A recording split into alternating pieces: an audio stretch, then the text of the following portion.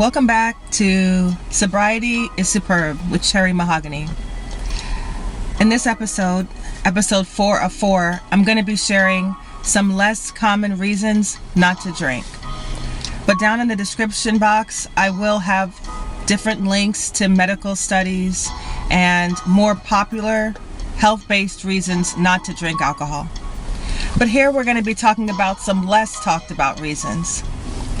The number one reason is your safety. Your safety from robbery and assault. When you have alcohol delayed reaction time, you're definitely at more risk of being robbed, attacked, possibly raped, murdered, because you aren't aware of your surroundings. Another reason to not drink, number 2, would be DUI and DWI. So yes, this is a very popular reason that people choose not to drink and they know about. But a lot of people don't realize that there are people that have to pay the state upwards of $30,000 for a DUI. They lose their ability to drive legally. Some people have to hire a driver, jumping through hoops to have a license that requires them to only go to work, making it almost impossible to have a normal life. And you have something on your record. It follows you for a very, very long time. Not to mention the possibility of vehicular manslaughter or seriously injuring someone else or yourself. Number 3, money retainment. Not drinking, your mind is sharp, you're not going out and spending your money frivolously, you're not throwing stacks of dollar bills out at clubs, you're not in an environment where pretty much you're seen as a money sign, you're a dollar bill sign to a lot of establishments. They want you to buy bottles, drinks. Yes, for ladies' night, they do lure the women in. But those ladies' night drinks are bottom of the barrel free liquor. And eventually, a gentleman comes along, he offers you a drink, somebody's still paying for that higher quality beverage. It still costs a lot of money. Somebody's losing money. So, not drinking is a great way to save money. Number 4. Unwarranted sexual experiences. There are probably millions of people who maybe they went out on a date with someone or they were in proximity with someone. They may not remember how flirtatious they were at the time because alcohol has a way of opening up a person's sexuality. The video after this, number 5, is going to be talking about the spiritual effects of alcohol. But for now, we're talking about victims of date rape or rape in general because they had a few drinks, male or female, and this person took complete advantage of them because if they hadn't been drinking, it would not have happened. Or they may have behaved in a manner a little more flirtatious than normal that made the other person believe that they were okay with it.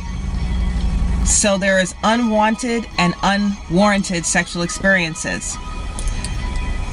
The next one, let me look at my book. Unintentional cheating is number 5. How many people found themselves in a situation with a third party and they wake up and they realize they cheated on their loving partner because they were inebriated, they were drinking. They were at a party or somewhere with someone else and things went in a direction that it never would have gone had they not been drinking. Relationships and marriages can end. Babies can come into the equation that would never have been conceived had there not been alcohol involved. Number 6, not to drink, is the risk of alcohol poisoning. Alcohol poisoning is caused by high volumes of alcohol in the system in a very short amount of time.